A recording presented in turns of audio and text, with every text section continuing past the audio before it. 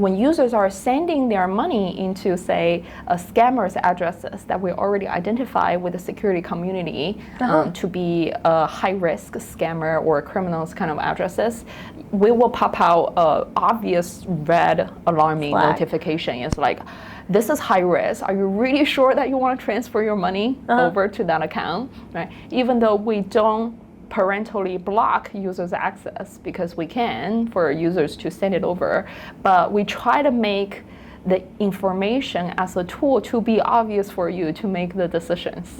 And same thing with dApps. Like if it's already a scammer honeypot dApps that got detected, then we will pop out that kind of notification. So do you really want to connect and authorize the access to the dApps? And just with this feature, we prevented close to $500 million worth of the user's money sending to the scammer addresses.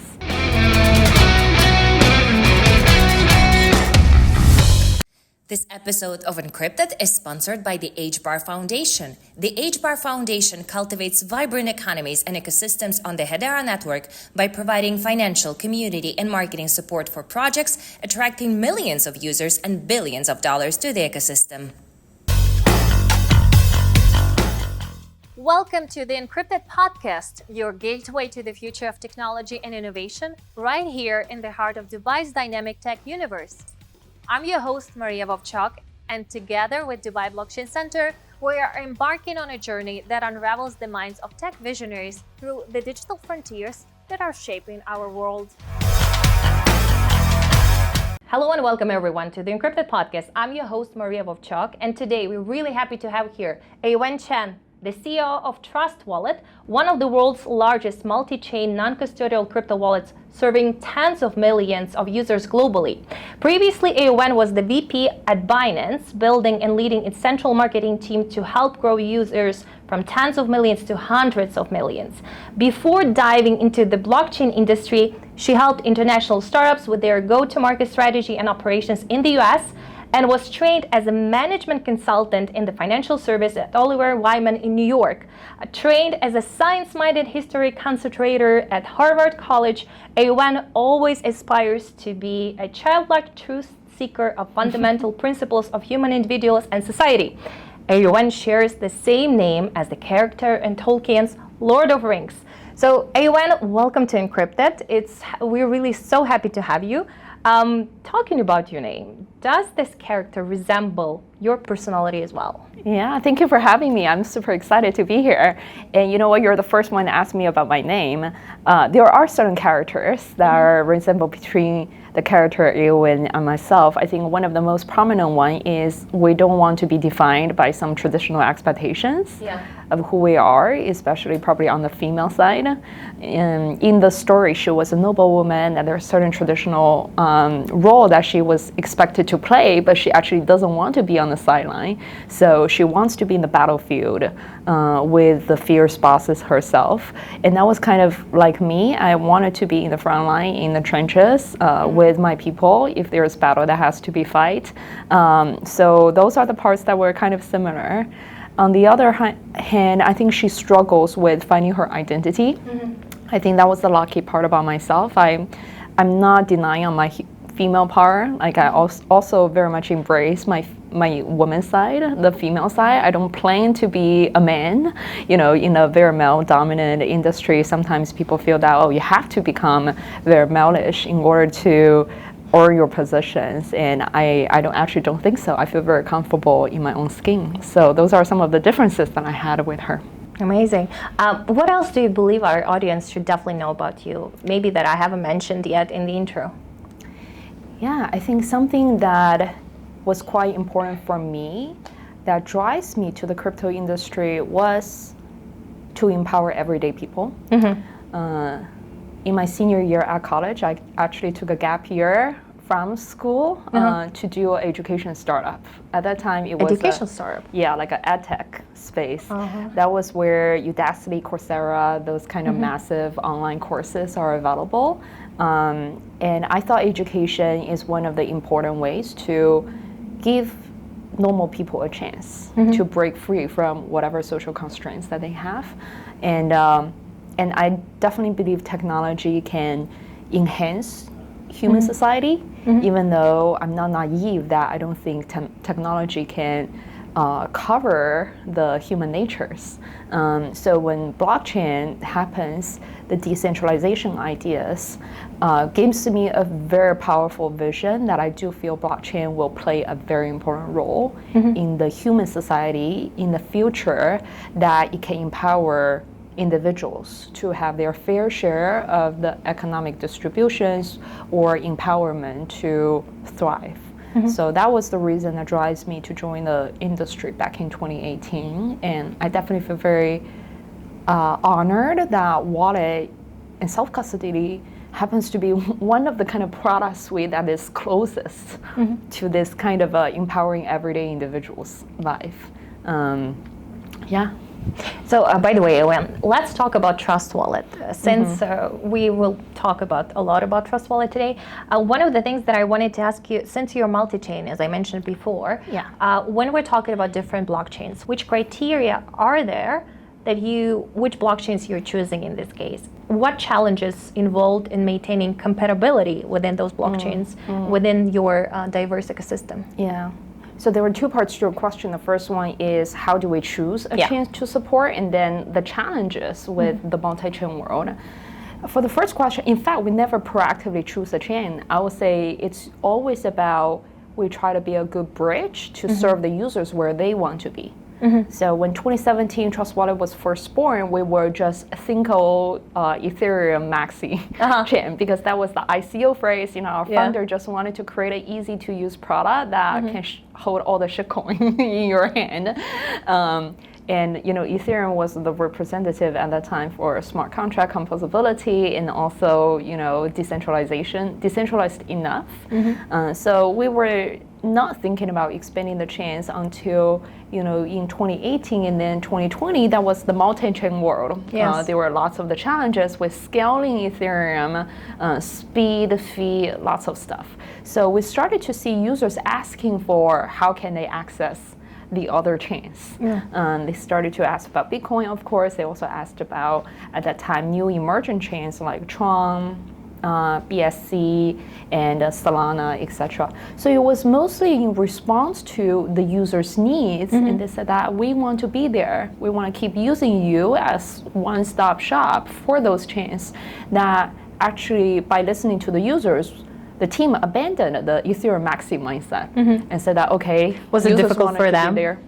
It was a little bit difficult, but ultimately, if you have a user-focused mindset and say that, hey, the product is not built just for myself and my own ideology, but it is about serving the users and also increasing the user adoptions for the blockchain, then maybe users have different preferences. Then we embrace those. So then essentially opens up the multi-chain world for Trust Wallet, I think, for many, many years until nowadays. And those are hard work, building multi-chains. That's why we also open source the infrastructure in the back end, because we feel that those are, we have a open source library, mobile app library wallet called Wallet Core. There are lots of other mobile wallet that just build on top of it. Because we do believe that sometimes knowledge is good to share. It doesn't really require people to reinvent the wheel to build the fundamental basics. We can compete on products, like what kind of user base that we're serving, but we don't need to compete on the fundamental standards, the securities, the infrastructures, and that can help to speed up the growth of the industry. So that was with the multi-chain expansion. Nowadays, how we choose it still stay true to the user focus. Is there actually user needs to be there? Is there user adoptions? If a chain has a good story but doesn't really have adoption, then what's the whole point for us to support it? So it's a lot to do with user adoptions, availability with that particular chain that we consider for its support. So it's still the same principle, whatever the users want it to be, then we will help to build the bridges. And the challenges with building multi-chain for sure is that every blockchain is a different architecture, especially if you go around the traditional ecosystem like BTC, EVM, Smooths, etc., Cosmos-based, then sometimes it takes months for our engineers to study from ground zero on those chains infrastructures to provide the support. So those are some of the really hard work. At the same time, each of the chains have so many different technical specs that it's hard to build a wallet product on the front end that has a cohesive experience. So for example, recently in the EVM system, there is something called account abstraction for smart contract. So it's supposed to help to make gas fee, sponsoring gas fee, so the user experiences are better, that users can pay the gas with any tokens rather than it has to be Ethereum. But then this kind of gas abstraction experiences, standards only apply to EVM chains. Yeah. Then what are we going to do with the other chains, right? Then how do people, will people be confused and say that, oh, I still need to know this chains, and then I can get a gasless or a gas sponsor experiences while other chains I cannot? Then that creates a hard challenges about how to create that harmonious one product experiences when the architectures and the standards behind the scenes are so different. So that's the challenges that uniquely that we have to deal with compared to many of the single chain focused product. Then they can respond much faster, they can provide a much cohesive experience by just focusing on the one ecosystem. But we have to think about scalable solutions for many. But we're happy about the challenges that we take on because we feel that someone has to do it. Yeah. And we hope that we can work out some of the standards for the industry so that no one needs to worry about this kind of decision makings for the future and focusing on building value-added features. One of the things that you mentioned is actually security is very important, obviously, and this is also one of the challenges for every wallet provider. So especially building bridges to multiple blockchains, how can you ensure that you are staying ahead with the security? Yeah, security is really hard. I think there is no 100% security, no matter how skilled a team is or how careful their intention is. And sometimes security takes an entire community to work on that together. So that's why we said that the most important part that's related to users' asset security, we open source them because we can also invite opportunity for contributing and spotting potential blind spots and fix them quicker. So we have bug bounty programs to the white hat security communities to reward such a quick fix spotting opportunities so that we can make sure that the most important part of the key signing, key management, those authorization portions is completely transparent and secure. The second part, I think, coming down to security is many of the people thought, oh, as long as I have a good code, then that's fine. But then people don't think about it's people behind the code. Yeah. So you need to have actually the right culture and operational processes to ensure that the teams are upholding the same level of security awareness and practices for carefulness in handling their code or operations or anything. So we're actually, in the beginning of the year, we were the first wallet ever, both hardware wallet and software wallet, to have the international security standards with the ISO certificates, both in security and privacy. It was quite a lot of work. It was 1 year of the work prior that we have to kind of come up with all the policies, do all the trainings with the teams, setting up the right foundations, because I do want to leave the teams and the industry a legacy that it's not just about it. Ultimately, it's people behind the scene. Yeah. And then we have to uphold a high integrity when we're doing our own operations and decisions so that we can trust everyone's decisions when they are putting out the code, when they're answering a user's email, when they're opening an email. Do they know enough to not click on whatever files that get sent, because that can infiltrate different systems behind the scene, so that we can resemble the right operations for the industry and hopefully for more projects to follow through. And that many people don't know, but because it's behind the scene. But what I think is quite important to have the foundations for the sake of the mind. So those are just a couple of the simple examples, but I think the most important thing, as I mentioned, is there's no 100% security. If a Web3 project tell you that, they never encounter security challenges, either because they're not big enough, they just haven't got targeted, or they're lying. And I think it's not about not encountering security challenges, it's about how you handle in those challenges moment. And the key for security challenges is how not to die and how to do the right thing for the right stakeholders. So I think we had some challenges back in 2018, the very earlier stage when Trust Wallet was only like 10,000 people users there. And then we basically contact every single one of the users to help them to protect their funds, move their funds, or if some users, for whatever reasons that lose their funds because of our problem, we refund 100% for them. And I think that is the right thing. And sometimes people trust you even more because they can rely on you that, oh, they trust that when you make the mistakes, you will do the right thing for them. You will make them whole. Then they will feel not trusting that you don't make mistakes, but trusting that you will make the right decision to treat them right. And I think that is also rare in our industry, and I think quite important if we wanted to be an industry and company of longevity for the future. That's a very good actually idea, because everyone who wants to stay long term, in this case, it shows that you are dedicated to your work. It's like for you, just a startup that you started, then you want to exit as soon as possible. Yeah. So it's a totally different approach. Yeah, I think our industry sometimes even knows that we said that we're building a trustless ecosystems, but we need to know that behind the technology is people. Yeah. We're ultimately still doing people services and product, and people operates their decisions to a lot of the extents based on trust. So how do you maintain trust? How do you build trust? Even though we make it trustless for people to verify the code so that they can, even if they don't trust, they can verify. But when they trust, they can also make a responsible decisions because track record and reliability behind the scene. Yeah. Hedera is the most used, sustainable public distributed ledger in the world. These are just a few of the game-changing applications built on Hedera, which is governed by the world's leading organizations and fueled by HBAR, the world's greenest cryptocurrency. What future will you build?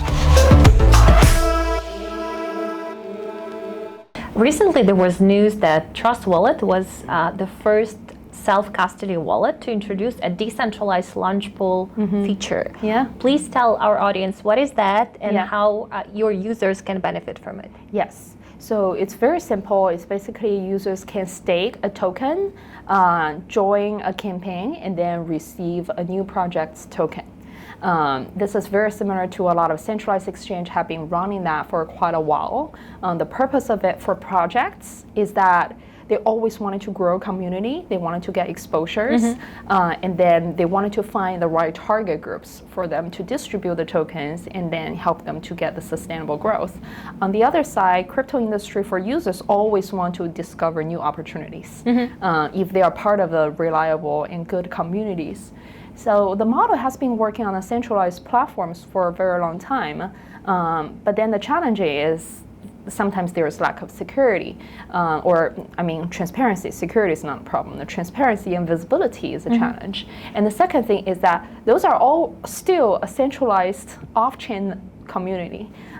Doesn't really translate to on-chain community and engagement. And when I was talking to the brainstorming earlier in the year with the co-founder of Binance, and she said that she did notice for a Web3 project's token price to continues to perform in a sustainable and long-term growth trajectory, the solid foundation of the on-chain community is very, very important. So there has been examples of very strong team, very good product, but come from a Web2 background, didn't do any on-chain community building before hitting an exchange like token listing or a launch pool session, didn't end up doing long-term very well. So then we'll be like, how about we're also a huge user base with those 150 million downloads and then monthly like 15 to 20 minutes active. So we'll be like, how can we engage to help the project to build the testnet mode in their teenager mode before they go onto exchanges that they can grow in a healthy and sustainable manner for their on-chain community growth period, so that when they hit the adulthood, when they hit the graduation into the so-called IPO moments with centralized exchange, they're healthier, they're stronger, they can actually perform much better later on. And then our first launch pool ended up doing quite well, in the sense that we helped the project team to grow 40% more of the new token-based holder users for their community. And we're like 2 times of the amount to be staked compared to many of the centralized exchange launch pool program like OKX, Bybix, Bigets version. And then that just speaks to the power of decentralized community can do very well. And funny enough, we use TWT as a first stake, and we actually kind of depleted all the TWT that was holding on Binance as a centralized exchange, because they don't have enough in their hot wallet. They have to actually move a lot of the tokens from the cold wallet, because people are moving their assets from the exchange to on-chain to participate in the campaigns. And the power of this is, I think in this market cycle, we don't get to see a very big bull run, is because the liquidity doesn't really go on-chain. They either got stuck in the BTC ETF in TradFi, or they get stuck in centralized exchanges with a lot of the liquidities. If liquidity doesn't go on chain, it doesn't help the project to grow. It doesn't help the user communities to grow in the true Web3 crypto way. So be able to move the liquidity assets off of the exchange with a model like this, that was a derivatives I was not thinking of, but clearly it's happening. So we thought that it was super powerful. So when you analyze, it seems like the derivatives market, then it seems like the volumes are just like immense. But eventually when you say like, and we're analyzing with the liquidity that is on chain, obviously it's like there is a big gap. Yes. How can we, in this case, what we can do, and like especially when you're talking about you as the CEO of Trust Wallet and other members of decentralized community, what can we do to move, let's say, to bridge this gap? Yeah, I think ultimately it comes down fundamentally is exciting, innovative opportunity needs to happen on chain. Do we have to teach people, like in this case, to move their assets on chain? What do you think? I think people naturally, and money naturally will find where there are opportunities. Okay. But then the challenge is there are lots of opportunities with trading or staking, etc., happening on centralized exchange operations.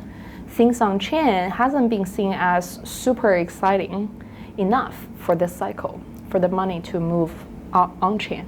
So I think it requires both us, like a platform with little efforts like what we're doing with the launch pool, along with many other new innovations and projects that are working on, is to see how do we create a much better opportunities on chain, so that naturally capitals and assets will find their opportunities and move. I think ultimately it comes down to the fundamentals. We cannot just say, hey, people come on chain, then they naturally will come on chain. It is a very, very hard work to navigate it through. So it has to be the carrots are attractive enough, and there are interesting things compared to the traditional centralized models that it works, then people wanted to move. Well, you mentioned in one of your interviews that the future of wallets may resemble the Amazon Web3 model, providing users with integrated experience. So can you please share with us how Trust Wallet is positioning itself within this vision, and what new features or partnership within, let's say, this model are you expecting to see? I definitely admire Amazon quite a lot. They don't have the most beautiful UI, but if you use the product, it is really good user experiences and easy to use. And that was something I think our product was inspiring on, is that as a front end, as a product, we don't aspire to be super feature rich with lots of very Ferrari-like advanced features, but I'd rather keep it simple. To help people to gain confidence. Just like Amazon did with e-commerce, started with one category of books that people are acceptable. And I think in crypto right now is the financial categories that right now people see opportunities that one SKU do that very well, and then expanding into many more opportunity blockchains that offer. I think we have to keep that optimism and opportunity to explore. I often describe that crypto and Web3 are two separate things. Those are not one thing. Crypto solves a financial problem. Web3 solves a data ownership and IP economic model distribution problems. And the Web3 side are still exploring many product market fit.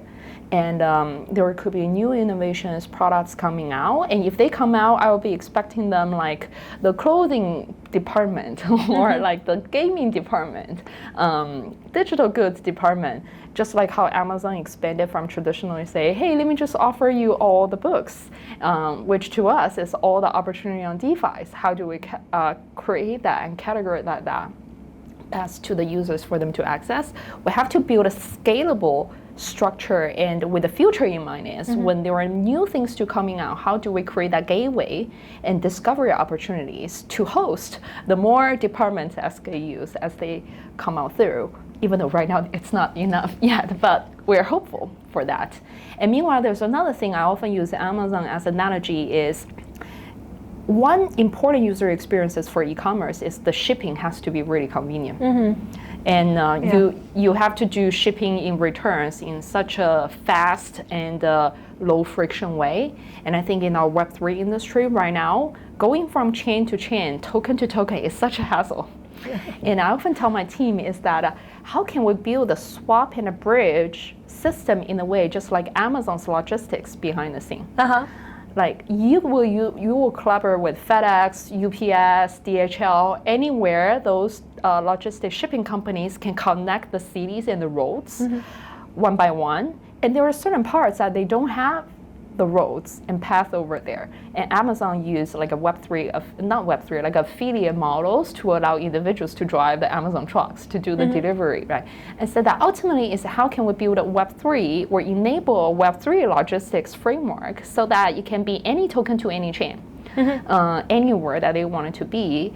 If that moment's come and the multi-chain world was still desirable, then we solve the logistical problem, which is the friction that we currently have with our crypto space. Then we can see the potential thriving and good user experiences as we see with e-commerce. Like the utilities, the opportunities, people can go anywhere that they want it, and it also fulfills the Web3's ideology of being an open ecosystems rather than a very closed, gated, people have to know which chain that they're operating on in order to, do things with there. I don't think that's Web3 enough, so we have to open up and then create that frictionless experience with the multi-chain world. So actually, based on this is how, as far as I heard, Trust Wallet has recently revamped its UI, UX to cater beginners and more advanced users. And this is also based on the idea that you wanted to follow up how Amazon Web Services did it. Not Amazon Web Services, because that will be a B2B services. I think right now we're still the face. I think the whole industry is with us is to build a good bookstore. Because DeFi is still right now the biggest utilities and categories on chain. So you will see a lot more real estate on app. It's still catering to how to curate DeFi, how to create the opportunities on chains. On the financial side, a little bit stronger. But we left a window on the discovery side that we started to explore and find opportunities and find tractions about what are the new things that might be coming out. And if they grow big enough, then we will revamp the whole product and UI UX experiences to make that also a good enough of a category to share the spotlight with DeFi. But so far this market cycle hasn't come up in an obvious manner, so we'll see how the industry will continue to develop that pushes our UI UX to cater to what's available on there. But this cycle is also has another hype around AI as well. And let's say AI, blockchain compatibility, how can you create, let's say, decentralized AI and blockchain, et cetera, and other topics that we have heard. How are you integrating AI? And how, for example, the artificial intelligence can help users, again, as I mentioned, more advanced and new users navigate the Trust Wallet better and use all of these features in the safe way? I think the easiest gateway is how can we do customer support better? Oh, yeah. Because all the data are public data, and all the information, also public information. Uh-huh. And that was something I would find maybe it will be harder for centralized off-chain platforms to use AI, because what if somehow people ask a question and then got access to a very proprietary privacy user data perspective? But we don't have that problem because all the data is already on chain. So AI might be a way, if AI and data really curated better, can give users a much better way to answer the questions, curate the portfolio and the data information, which is still a huge pain in the ass. Excuse my language, like even for me as an American to do taxes, which is a taboo topic in our industry, but it was really, really hard to even to know your portfolio's positions. So those things, I think AI will probably do a much better job than any of those options and solutions right now. I also do expect that with ChatGPT's chat-based user interface, I think it starts to opening up a complete different user experience interface that we can revolutionize.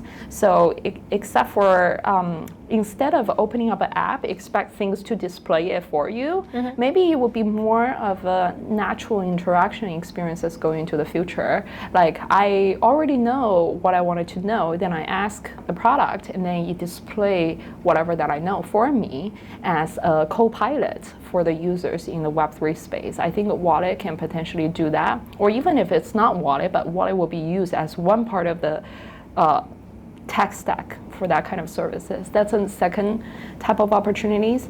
And the third type of opportunities, which I think might be a little bit further away, but I was brainstorming, you might become slightly philosophical, is that I think the ultimate combination between AI and blockchain will come down to maybe the next generation of social economics model, because I think AI revolutionized human production or societal economic production, just like industrial revolution or the machine age revolutionized the production forces that results in capitalism as a social economic structure to facilitate that kind of economic model to work. I think when AI revolutionizes the human society, about AI produce most of the economic output in the society, then we as humans need to figure out both how do we distribute those economic output in a fair way, and then how human participates in the AI output economic model,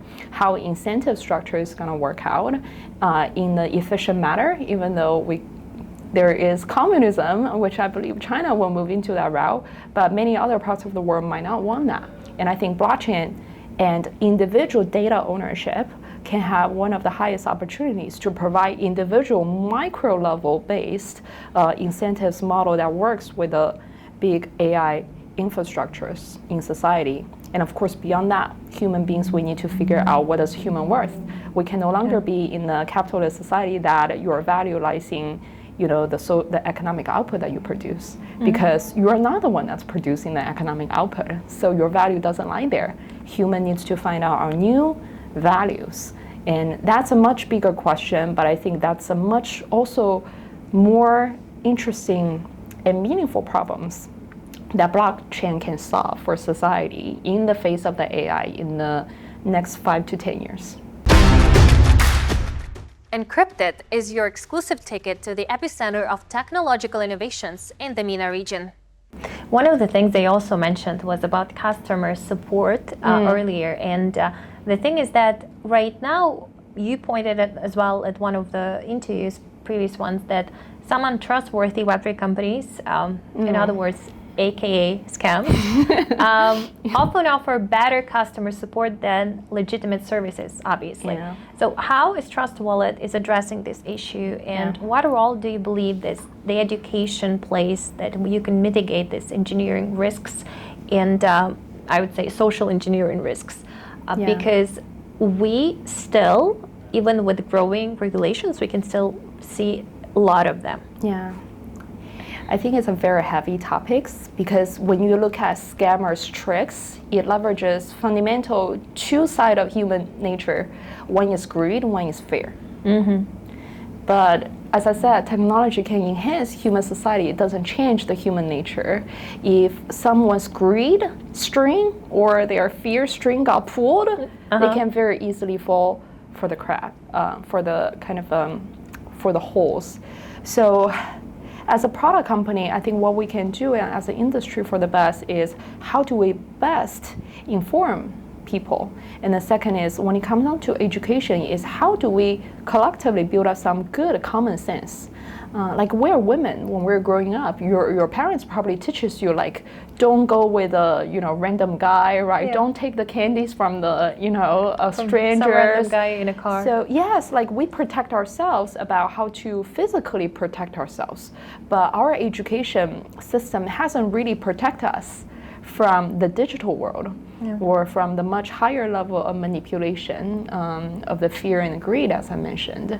So the education will probably both come from the societal level, from an education level, even from family experiences on how do we allow ourselves in our younger generation to both learn how to be a responsible, shrewd digital citizens and understanding our own weakness when our greed and fear will get pulled, so that we can better not just detect one type of scams, but we know a whole series of the scams can do. This is what we're trying to do a lot with both security companies, communities, and also through our own communications channels, is that we will share a series of like the new kind of scams and try to boil down into principles. Like if it's a pig butchery, it's the same thing. It's like luring you with investment opportunities and then pull your fear. Oh, your money got stuck. If you want to get your money, you need to put more money in. So those are the same type of ancient tricks that will be used in any kind of the fraud situations. And to tell people that yes, there are new kind of scams, but down to the core, they used this to help educate the communities. But at the same time, we also build tools to help prevent users make mistakes in the last mile. For example, we have a feature called security scanner. When users are sending their money into, say, a scammer's addresses that we already identify with the security community to be a high-risk scammer or criminals kind of addresses, we will pop out an obvious red alarming notification. It's like, this is high risk. Are you really sure that you want to transfer your money over to that account? Right? Even though we don't parentally block users' access, because we can for users to send it over, but we try to make the information as a tool to be obvious for you to make the decisions. And same thing with dApps. Like if it's already a scammer honeypot dApps that got detected, then we will pop out that kind of notification. So do you really want to connect and authorize the access to the dApps? And just with this feature, we prevented close to $500 million worth of the users' money sending to the scammer addresses. So it was like crazy amount if you're thinking about how much more that the money could be lost due to simple just tricks and scams. So we're trying to do our best with those last miles without taking away the user's control of their own wallet, obviously. It was a little bit difficult because even internally we were debating on, should we just outright block what the industry has flagged as high-risk addresses or dApps. But sometimes we do get asks from projects that this was a mistake, this was not a legitimate, so then we also don't want to really block genuine users knowing the background of the access that they wanted to send it over. So it's a tricky trade-off between how much control that you do in your product and how much to protect the users and where there's false positive signals like that. Yeah, right now in the world we can see the increasing regulatory scrutiny. And obviously when we discussed earlier all of this, let's say, questionable Web3 startups, obviously that the regulatory scrutiny into the crypto space is growing. Yes. So with all of this that is happening, how Trust Wallet is prepared for potential challenges from the regulatory perspective? Yeah, I think this is an interesting area that we're kind of one step at a time to navigate it through. We definitely, as one of the biggest wallet in the world, we know that our mission is to serve the new users and the masses. Now we know that we're not here to play the niche market. So in order to serve the majority of the users, then we need to abide by the majority of the rules if the rules come. But before the rules come, it is actually very, very difficult to define where some of the rules should be. That has been the biggest challenge when it comes down to the crypto and the DeFi space. Where is this balance, let's say, between decentralization and compliance? Yes. I think that's the fundamental challenge is the regulators and law enforcement will want to have a channel being a way to chase after the criminals, while at the same time, the users don't want to be always watched by the big brother without legitimate purposes or being blocked by their own rights. And I think that's the fundamental principle trade-off between these two. The challenge is where to enforce. Because the challenge with the wallet side is that ultimately we're just a browser. Like the user's money and the capabilities to transfer in and out of the funds doesn't controlled by us. We are not like a traditional bank that if a bad actor transfer money in, we can block it. There's no way that we can block that. So then it makes wallet really incapable of helping with a lot of those enforcement behaviors. And meanwhile, and because those are happening on the blockchain. But at the same time, does it mean that the regulators are talking to each of the blockchain to enforce a particular type of rules to allow a compliance potential solutions? It can also be really tricky. That's why right now with the space, there's no technically good solutions to solve fundamentally once for all the concerns. I think for a very long time, we might be one step at a time, the industry, the regulators, the users, to find what might be the best balance to protect the masses. And I think for us as an industry is we want to proactively provide some good solutions to the public sectors, rather than being very passively rejecting it, because that will force the industry to accept a solution. That's the worst. So it's better that we're closer to the tech, we're closer to the users, that we can also proactively do education and thinking about, given the two principles to balance, what could be some of the balanced solutions out there. And then it's a difficult one, but it's like a one step at a time experiment approach. And for Trust Wallet, as I said in the beginning, our goal is to serve the masses for the mass adoption to the blockchain. Then we will do what we can to protect the mass users' rights to access the blockchain and use them in the secure, private, and care and worry-free approach.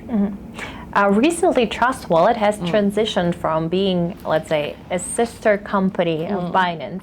Then it was operating under it, like as one of the, let's say, one of the companies within Binance structure. So what strategic advantages does it provide to Trust Wallet right now? And in this case, how your future collaboration with Binance will move forward from this time on?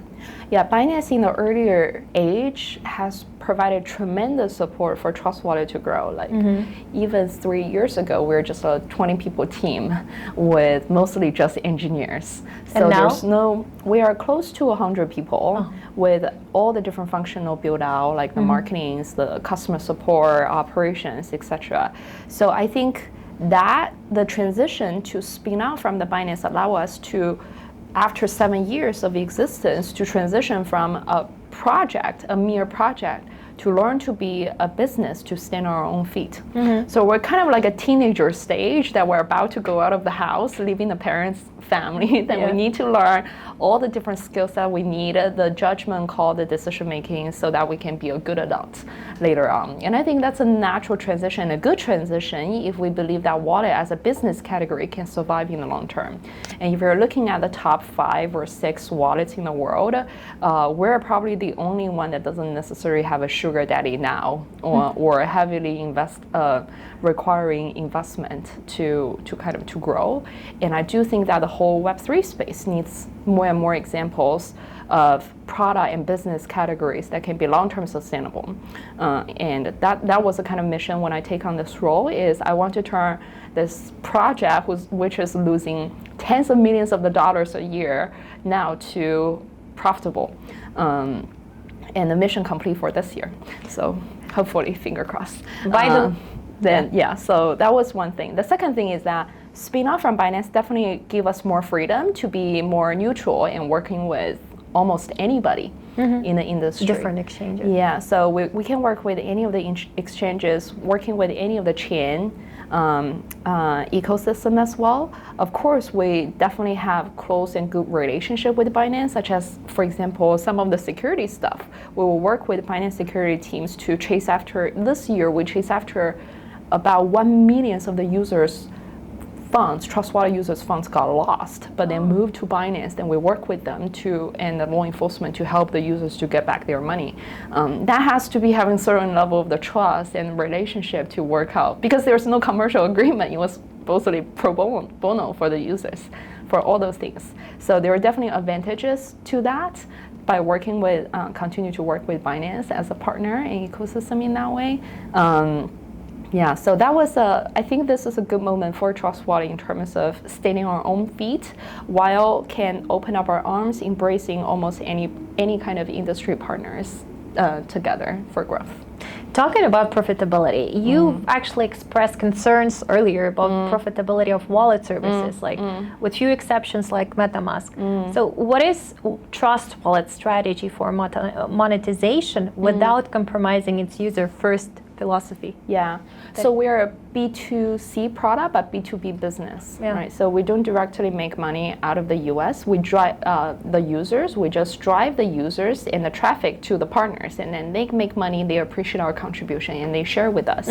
So in our model, because I kind of categorize our product business not as a direct financial product, but more of a traffic product, then in this way, indeed, I have to say the margin profitability level is relatively thin, but it's a good balance between protecting our own compliance or regulatory risk, at the same time keep our eyes focusing on servicing the users, because it was because of the users' traffic and the users' engagement that help us to potentially to get the referrals or the affiliates, the kind of appreciation from the 2B side. So it helps strategic to still focus on the most important assets and advantage, which is our user base. So I think that's a good balance between us. There might be at a time if we say that, hey, the profit margin is really low, we really have to grow. But so far, I actually believe in keep running the business in a tight way, not a very expanded big teams. Like, we're an extremely frugal team. I thought that was a better culture to keep, and then a better culture to keep both for the team and for the business to be healthy in the longer term.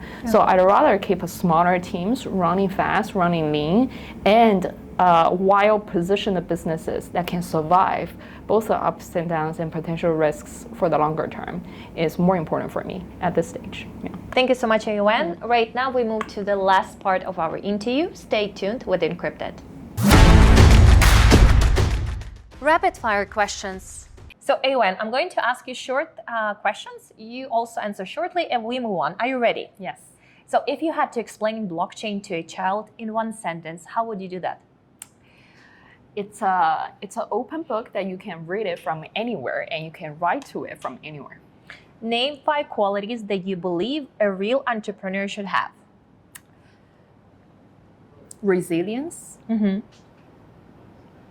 problem solving, execution focused, mission driven, practical.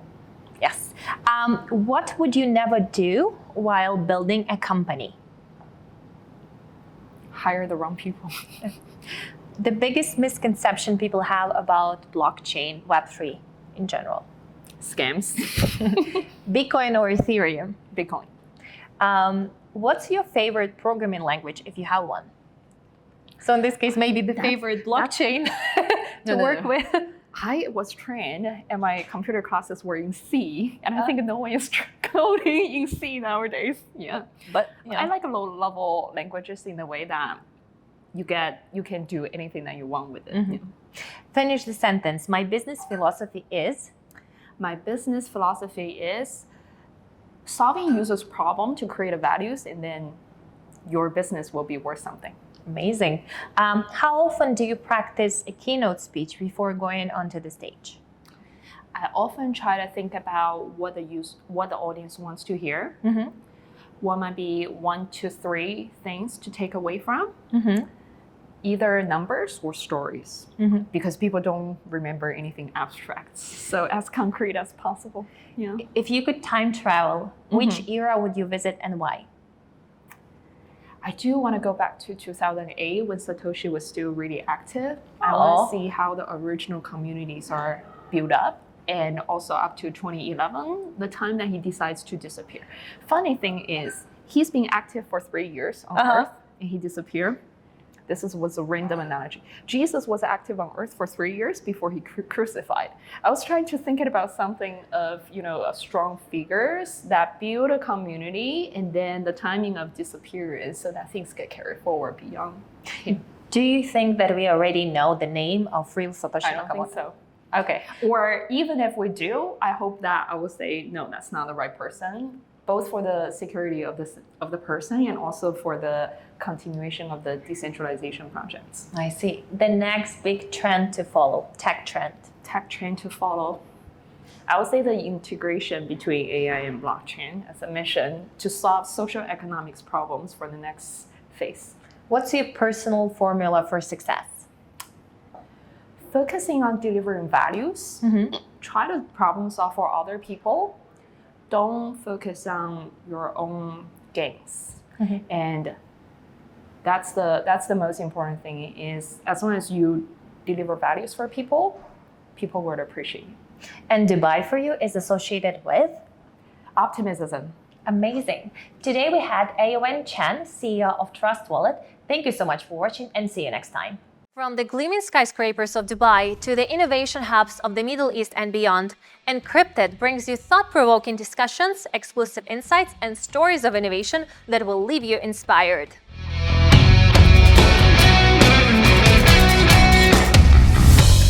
This episode of Encrypted is sponsored by the HBAR Foundation. The HBAR Foundation cultivates vibrant economies and ecosystems on the Hedera network by providing financial, community, and marketing support for projects, attracting millions of users and billions of dollars to the ecosystem.